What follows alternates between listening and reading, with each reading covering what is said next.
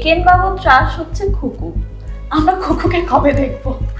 এটা আমারও একটা প্রশ্ন, যে খুকুকে কবে দেখবো জনগণ জানতে চায়, অনির্বাণ চক্রবর্তীও জানতে চায়। কিন্তু সত্যি যদি এরকম হতো যে পাশাপাশি ব্যোমকেশ আর একেন বসে রয়েছে, তাহলে ব্যাপারটা কেমন হতো? এটা যদি হয় তাহলে ও আমার সিনিয়র। আরে বাবা, রেডিওর জন্য কিন্তু শুধু একেন বাবু না, এখানে কিন্তু পোয়ারো বসে রয়েছে। তো মানে এটা একটা মানে বিরাট মাল্টিভার্স হয়ে যাবে ব্যাপারটা। এবার হয়তো একেন বাবু পাসপোর্ট ভিসা টিসা করে হয়তো ইন্টারন্যাশনাল ট্রিপে যাবে। স্ক্রিপ্ট একদম রেডি রয়েছে, ওটা দুর্ধর্ষ একটা স্ক্রিপ্ট হয়েছে, মানে আমি একদম অপেক্ষা করে আছি কবে ওই ছবিটা হবে। আসলে আমার জীবনে কন্ট্রোভার্সির একটু অভাব, যেটা ভালো। এক ফ্রেমে ব্যোমকেশ আর একেন বাবুকে যে পাবো সেটা আমি ভাবিনি, তবে এখন কিন্তু ব্যোমকেশ আর একেন বাবু একসঙ্গে লুকে নেই, এখন আমার সঙ্গে রয়েছে চক্রবর্তী ডুও। একটু বলো নিজেরা কিছু আজকাল লজিনে, মানে এত সুন্দর আমি একটা ইন্ট্রো দিলাম, কিন্তু সেখানে একেন বাবুকে নিয়েই আজ কথা বলবো। কিন্তু সত্যি যদি এরকম হতো যে পাশাপাশি ব্যোমকেশ আর একেন বসে রয়েছে, তাহলে ব্যাপারটা কেমন হতো? দারুণ হতো। মানে ইনফ্যাক্ট আরেকটা জিনিসও বলতে হবে এখানে, রেডিওর জন্য কিন্তু শুধু একেন বাবু না, এখানে কিন্তু পোয়ারো বসে রয়েছে। তো মানে এটা একটা মানে বিরাট মাল্টিভার্স হয়ে যাবে ব্যাপারটা। এবং এটা যদি হয় তাহলে ও যদি ওকে ও ব্যোমকেশ, তাহলে ও আমার সিনিয়র। আরে বাবা, আচ্ছা, এইবার যে বেনারসে গিয়ে একটা ধুন্ধুমার কাণ্ড হচ্ছে এবং সেটার আমরা বেশ খানিকটা ঝলক ট্রেলারে দেখে ফেলেছি, তো একটু শুনি যে মানে এক্সপিরিয়েন্স কেমন ছিল বেনারসে এবার ধুন্ধুমারে। আমি খুবই আনন্দ করে হয়েছে, খুব জমাটি স্ক্রিপ্ট এবং মানে ঘটনার পর ঘটনা হতে থাকে। এবারে যদি ট্রেলারটা দেখে থাকো নিশ্চয়ই খেয়াল করেছো যে প্যারালালি অনেকগুলো অপরাধ ঘটছে, একটা হচ্ছে ব্লাস্ট রিলেটেড আর একটা অ্যান্টিক রিলেটেড। এবার সেগুলোর মধ্যে কি যোগাযোগ, আদৌ যোগাযোগ আছে নাকি আলাদা আলাদা দুটো ঘটনা, দুটোই কি সলভ হবে নাকি আর একটা থেকে যাবে আগামী কোনো ছবির জন্যে, সেসব রহস্য। তো সেগুলো সব 16 তারিখ অনওয়ার্ডস আর কি বোঝা যাবে কি ঘটলো শেষ পর্যন্ত। তবে ব্যাপারটা খুব জমাটি হয়েছে। আমার মনে হয় একেন বাবু যে যে কারণে দর্শকরা দেখতে যান তার সব কিছু পাবেন, মানে ফুল এন্টারটেনমেন্ট সহ। গরমের ছুটি মানে আমাদের কাছে একটা সিনেমা দেখার আলাদা এনার্জি থাকতো, গরমের ছুটিতেই আবার একেন বাবু আসছে। এবারে তুমি প্রথমবার সামিল হয়েছে একেন বাবুর জার্নিতে, একটু বলো মানে এই সময় রিলিজটা নিয়ে কতটা এক্সাইটেড? ভীষণ এক্সাইটেড। এই সময়টা ছোটবেলার থেকেই একটা খুব আনন্দের সময়, কারণ গরমের ছুটিটা পড়বে, 1 মাস ছুটি থাকবে, স্কুল যেতে হবে না, পড়াশোনা কম করতে হবে, এবং তার মধ্যে যদি একেন বাবু রিলিজ করে, মানে আমি যদি এখন স্কুলে থাকতাম আমি তো মুখিয়ে থাকতাম দেখার জন্য। তো আমার ধারণা সকলেরই মনের অবস্থা তাই, স্পেশালি ছোটদের যাদের এখন গরমের ছুটি। এই সময়টা একেবারে মানে আমাদের ছোটবেলায় একটা টেলিভিশনের শো হতো ছুটি ছুটি, যেটা এই সময়টাতেই হতো। তো এই ওই আমেজটা রয়েই গেছে আর কি।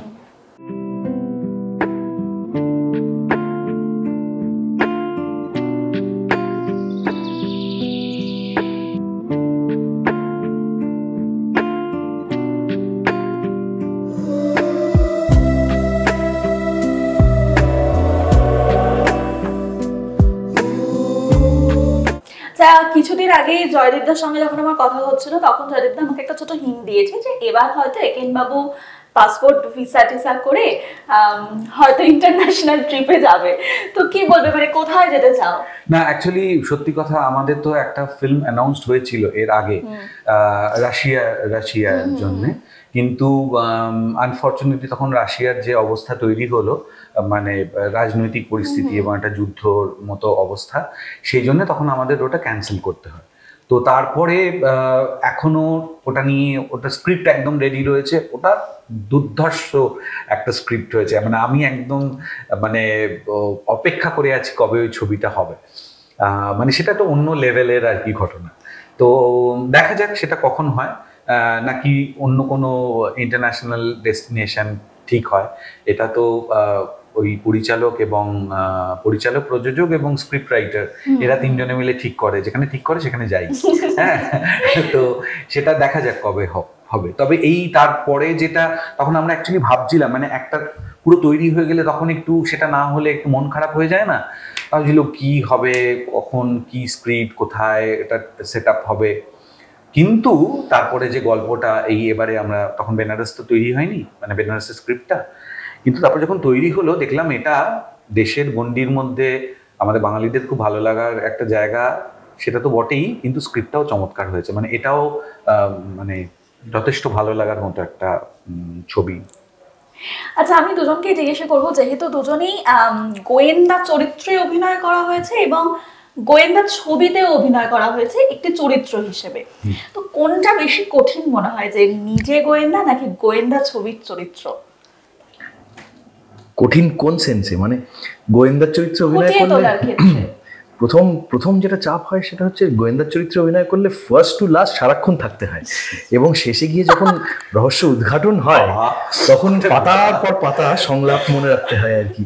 তো সেই তার থেকে চরিত্রে অভিনয় করাটা একটু সামান্য হলেও একটু সুবিধাজনক, তবে নিজস্ব তার একটা নিজস্ব ডিফিকাল্টি বলো বা নিজস্ব চাপ থাকেই আর কি। আমি মানে যখন গোয়েন্দা চরিত্র আমি একটাই করেছি, এটাই করছি একেন বাবু। কি হয়, আমি যেমন ধরো এবার 11th টাইম এটা প্লে করছি, সেই 11th টাইম এটাকে খুব জ্যান্ত এবং সজীব রাখা, হ্যাঁ মানে ফ্রেশ রাখা, সেটা যে কোনো ফ্র্যাঞ্চাইজি ক্যারেক্টার করলেই আর কি সেটা একটা চাপ তৈরি হয়, যে একঘেয়েমি না চলে আসে, বোরডাম না আসে। তো সেইটা একটা ব্যাপার। আর একটা যেটা ও বললো সেটা আমিও ভীষণ ফিল করি, আমি যখন আমি তো আর একটা গোয়েন্দা ফ্র্যাঞ্চাইজিতে একটা মানে গোয়েন্দার বন্ধুর চরিত্র করি, তো সেইটা যখন হয় ওই লাস্টের যে অংশটা যেখানে পুরো গোয়েন্দা এক্সপ্লেন করে, পাতার পর পাতা তার সংলাপ থাকে, আমি যখন দেখি তখন আমার খুব ভালো লাগে। আজকে বেশ ভালো হয়েছে যে ওর চাপ, আমি চুপচাপ বসে মাঝে একটা দুটো কথা বলবো না, হ্যাঁ। আর আমার নিজের যখন থাকে তখন সেদিনকে আমার পুরো ওই ফিল্মে যখন আমি ডিটেকটিভ হই নিজে, আমার ওই একটা জায়গায় চাপ, ওই একটা সিনে চাপ থাকে যেখানে ওই লাস্টের এপিসোডস গুলো যেখানে সবও বলতে থাকে এবং বাকিরা সব বসে হু হা করে, হ্যাঁ, তখন খুব রাগ হয়। একেন বাবু শুরু হয়েছিল ওটিটির পর্দা থেকে, আবার সেখান থেকে বড় পর্দা এবং তারপর 3 নম্বর ছবি। তো একেন বাবুর যখন শুরুটা হয়েছিল তখন, আর এই যে তুমি বলে 11তম একেন বাবুর চরিত্র তুমি করছো, এর মাঝে নিজের কি পরিবর্তন এনেছো? নিজের এই চরিত্রটা করতে দেখো 2018-তে আমরা প্রথম যখন একেন বাবু করি, একেন বাবুর ওয়েব সিরিজের ফার্স্ট সিজন, তখন আমাদের কারুর ধারণা ছিল না যে এত অল্প সময়ের মধ্যে আমরা এতগুলো করে ফেলতে পারবো। ইভেন আমাদের একটা সংশয় ছিল যে আদৌ লোকে এটা পছন্দ করবে কিনা, কারণ গোয়েন্দা চরিত্র বলতে মানে বাঙালি গোয়েন্দা চরিত্র, এবং তুমি যদি পুরো ওয়ার্ল্ডেও দেখো বেশিরভাগ গোয়েন্দার যে নেচার থাকে তার সাথে একেন বাবুর কোনো মিল নেই, হ্যাঁ, মানে তারা একটু সিরিয়াস গোছের, হ্যাঁ, একটু কম কথা বলেন, তাদের একটা হিরোইক অ্যাপ্রোচ আছে, লার্জার দ্যান লাইফ, যেখানে একেন বাবু একটা পাশের বাড়ির লোকের মতো প্রচন্ড কথা বলে, হ্যাঁ, মানে লোককে বিরক্ত করে, এই করে। তো সে আমাদের চেনা, তাকে দেখে গোয়েন্দা মনে হয় না। তো এইরকম একটা লোককে আদৌ গোয়েন্দা বলে দর্শকরা মেনে নেবেন কিনা এইটা একটা সন্দেহ ছিল, কিন্তু দেখা গেল যে সেটা দর্শকরা খুবই পছন্দ করলেন। তো সেইটা আমার একটা ভালো লাগার জায়গা নিশ্চয়ই, যে ওরকম একটা আনকনভেনশনাল একটা গোয়েন্দা চরিত্র পপুলার হয়েছে এবং সেটাতে আমি অভিনয় করেছি। এবং আরও একটা ফ্যাক্টর, এটা খুব রেয়ার ঘটনা সারা দুনিয়াতেই যে কোনো একটা ওটিটি ক্যারেক্টার এত পপুলার হয়েছে যে সেটাকে নিয়ে ফিল্ম বানানো হয়েছে, সেটাও খুব রেয়ার ঘটনা, সেটাও তারও একটা পার্ট আমি হিসেবে আমার ভালো লাগে, আমি সেই টিমের আমি একটা পার্ট বলে। আর যেটা হয়েছে সেটা হচ্ছে আমি ক্যারেক্টারটাকে ডিসকভার করতে করতে গেছি। তুমি যদি খেয়াল করো, আমি একদম প্রথম সিজনে যেভাবে একেন বাবুকে পোর্ট্রে করেছি, এখন আমি যেভাবে করি সেটার একটা জার্নি হয়েছে, হ্যাঁ। সেইটা খুব সচেতনভাবেই করা, যাতে ক্যারেক্টারটা প্রত্যেকবার নতুন করে করে আসে, হ্যাঁ, মানে আমরা একেন বাবুকে আগে যেরকম ভাবে দেখতাম এখন অন্যরকম ভাবে দেখি, আমিও দেখি, দর্শকরাও দেখতে পান। একদমই। গৌরবের কাছে একটু আসবো, এই বেনারসে আগে ঘোরা হয়েছিল? এটাই ফার্স্ট টাইম? না, ঘুরতে গেছি, একবারই গেছি এর আগে। আচ্ছা, এইবার গেলে একদম ছবির জন্য। এবার তো প্রচুর স্টার কাস্ট আমরা দেখেছি এখানে রয়েছে এবং সবাই একেন বাবুর জন্য একদম নতুন নতুন। তো পর্দার বাইরে এমন কোনো ঘটনা হয়েছে যেটা মানে ছবিতে এইরকম একদমই রিফ্লেক্ট করবে না, বাট পর্দায় এটা হয়েছে, মানে পর্দার বাইরে। পর্দার বাইরে তো হতেই থাকে। কি হয় মানে এরকম একটা দারুণ ইউনিটের সঙ্গে আউটডোরে যাওয়া মানে ব্যাকআপের পরে আড্ডাটা একটা খুব ইম্পর্টেন্ট জায়গা রাখে, কিন্তু এই ক্ষেত্রে সেটা খুবই অল্প হয়েছে। তার কারণ প্রচন্ড একটা কাজের চাপ ছিল, স্পেশালি অনির্বাণদা, সুহত্র, সমকের তো মানে সময়ই হয়নি প্রায়। আমরা তাও একটু একটু গল্প করার বা কোথাও ঘুরতে যাওয়ার সুযোগ পেয়েছি, তো সেইগুলো হয়েছে কিন্তু খুবই অল্প পরিমাণে। তো একেন বাবু সবার যারা সন্ত্রাসবাদী রয়েছে তাদের ত্রাস, তো একেন বাবু ত্রাস হচ্ছে খুকু। আমরা খুকুকে কবে দেখবো? এটা আমারও একটা প্রশ্ন, যে খুকুকে কবে দেখবো। জনগণ জানতে চায়, অনির্বাণ চক্রবর্তীও জানতে চায় যে কবে খুকুকে দেখবো। খুকু একেন বাবুর থেকেও জনপ্রিয় হয়ে গেছে এখন। হ্যাঁ, যে জিনিসকে দেখা যায় না তার প্রতি একটা আগ্রহ থাকে, তো আবার সেই কারণেই অনেক সময় ভাবা হয় যে এইটা আসলে আড়ালেই থাক। কারণ এখন যেটা হয়েছে সেটা হচ্ছে, তুমি যদি খুকুকে ভাবো একরকম ভাবে ভাববে, যে খুকু হয়তো এরকম, গৌরব ভাবলে আমি একরকম, আমি ভাবলে আর একরকম। তো যেই একটা দেখিয়ে দেওয়া হবে তখন হচ্ছে বাকি সবার ধারণাটা ভেঙে গিয়ে কারুর একজনের ধারণাটা ঠিক হবে। তো এখন সবাই নিজস্ব একটা খুকুকে কল্পনা করে নিয়ে খুশি আছে, তো সেটা থাক আপাতত। তোমার চোখে খুকু কিরকম হতে পারে? মানে টলিউডের কোন নায়িকার মতন মনে হচ্ছে যে হতে পারে? তুমি কাজ করলে কাকে করতে? খুকু যেমন আমার মনে হয় যে খুকু খুব স্পষ্টবাদী, এবং খুকুকে ভয় পাওয়ার একটা কারণ আছে। কারণ মানে একটা এমন ব্যক্তিত্ব, আমার তো মানে আমি খুকুকে দেখেছি, লোকে মারবে তো, আমার মনে হয়েছে যে খুব অ্যাপ্রোপ্রিয়েট খুকু হবে কঙ্গনা রানাওয়াত।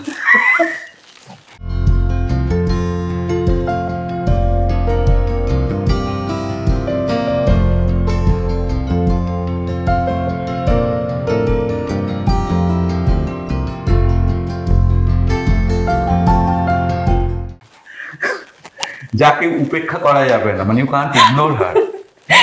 এটা কিন্তু বেস্ট। আচ্ছা, এই যে আমরা অনেক রকম ভাবে বলি যে ব্যক্তিগত জীবনটা সোশ্যাল মিডিয়ার মাধ্যমে তারকাদের এত বেশি দর্শকের বা অনুরাগীদের জানার কৌতূহল থাকে যে আমি নর্মাল একটা ছবি হয়তো পোস্ট করা হলো, তারপর দুদিন পর ছবিটা উড়িয়ে দেওয়া হলো কোনো না কোনো কারণে, সেটাকে নিয়ে আলাদা করে একটা কন্ট্রোভার্সি তৈরি হয়ে যায়। তো সোশ্যাল মিডিয়াটা তোমাদের লাইফে কতটা এফেক্ট করে? আমি সোশ্যাল মিডিয়া ইউজ করি প্রাইমারিলি আমার কাজের যে পোস্টগুলো সেগুলোর জন্যে আমাকে বানিয়ে দেয়, যে হাউজার হয়ে আমি কাজ করি সেগুলো আমি পোস্ট করি প্রাইমারিলি। তার বাইরে খুব একটা বেশি করিও না।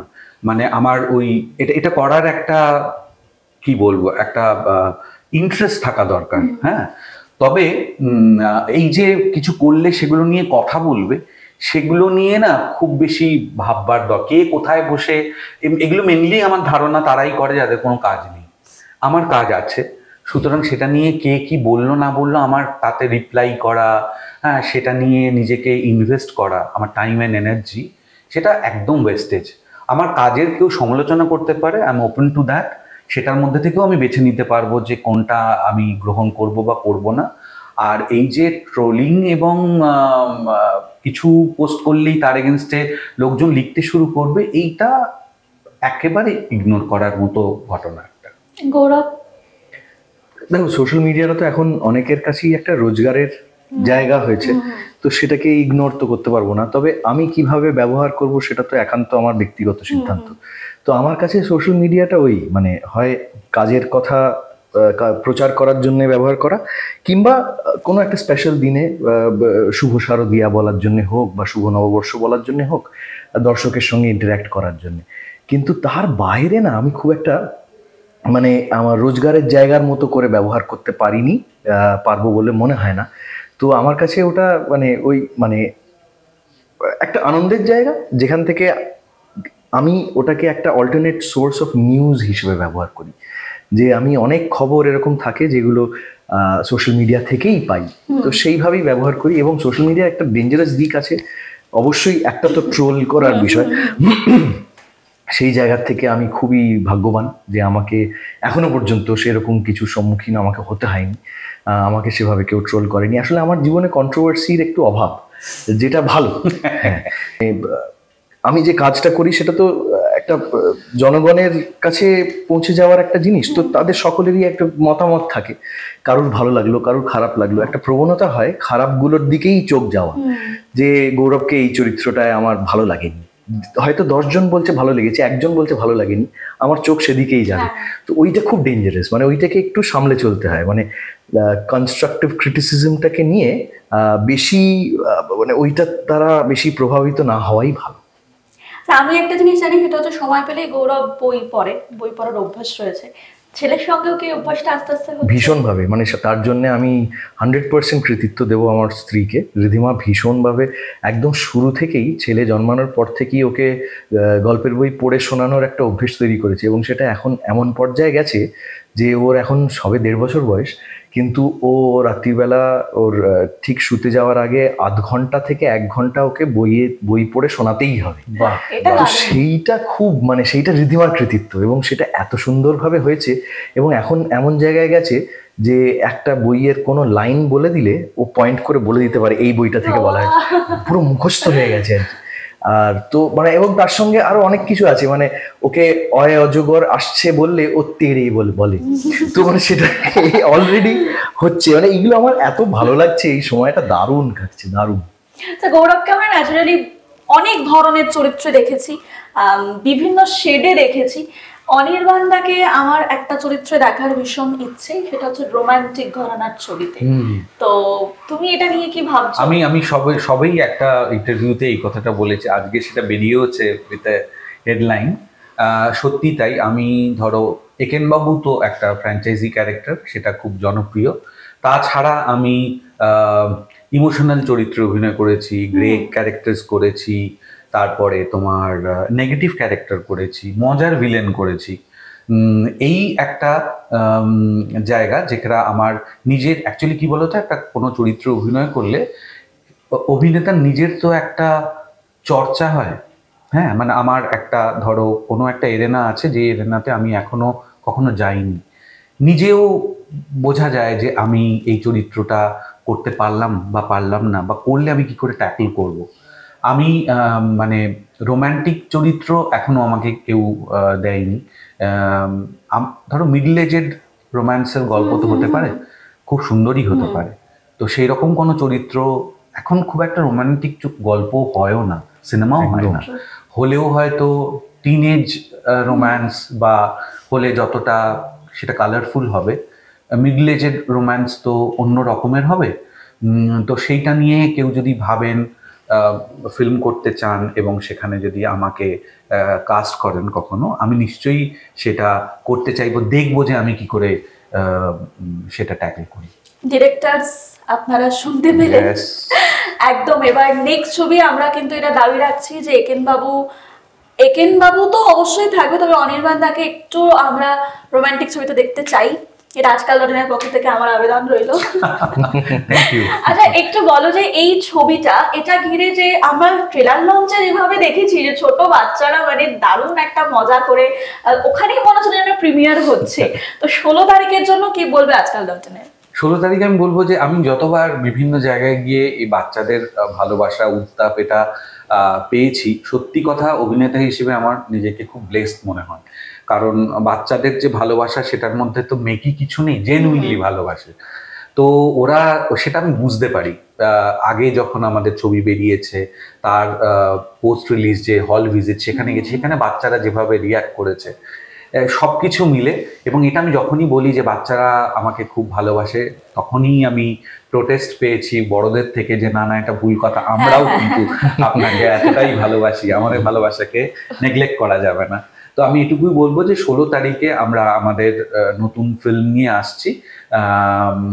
তো সেখানে আমরা চেষ্টা করেছি আপ্রাণ যে একেনবাবুকে আপনারা পছন্দ করেন, তার যা যা ক্যারেক্টারিস্টিক্স পছন্দ করেন, তার মধ্যে যে মজা থাকে, যে রহস্য থাকে, সেই সব কিছু নিয়ে একটা এন্টারটেনিং একটা ফিল্ম বানাতে আমাদের নিজেদের কিন্তু ভালো লেগেছে, তাই না? আমরা যখন ডাবিং করেছি খুবই এক্সাইটেড।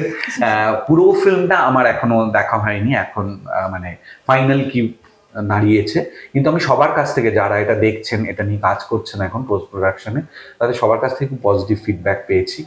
আমাদের যিনি বিজিএম করেন, উনি প্রত্যেকটা ফিল্মের বিজিএম করেছেন। উনি সেদিনকে বললেন যে শুভদীপ বাবান, ও বলল যে আমার সব থেকে ভালো লাগা ক্লাইম্যাক্স একেন বাবুর এই ফিল্মটায় লেগেছে।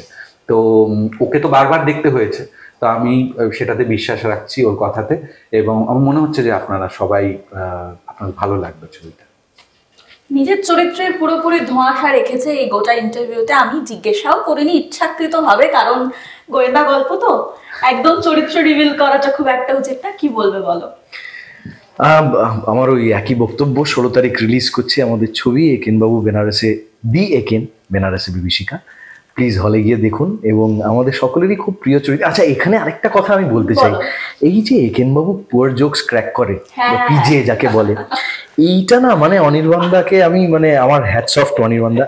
কি কঠিন কাজ এটা, মানে এত সুইটলি, এত বিলিভেবলি ওইটাকে বলা, যাতে দর্শকের দেখে মনে হয় না এ বাবা এটা কি বললো। বেশিরভাগ লোকে বলে হেসে ফেলে আর কি, যে বাহ কি সুইট লাগলো। এইটা অনির্বাণদা এত দুর্দান্ত দুর্দান্ত, আমরা কেউ পারবো না এটা করতে।